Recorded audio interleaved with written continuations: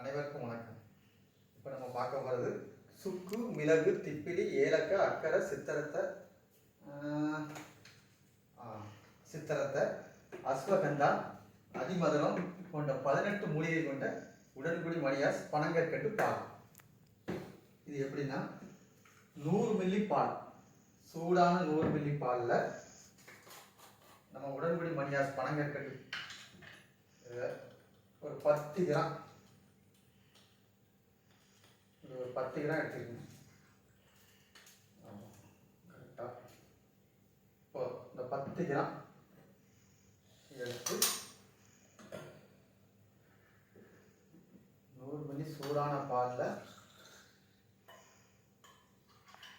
அவ்வளோதான். பார்த்தீங்களா, இனிப்பு சேர்க்க வேண்டியதில்லை, ஏன்னா இதிலே பனங்கற்கண்டு ஆட் பண்ணதுனால மெயினாக இனிப்பு சேர்க்க வேண்டியதில்லை.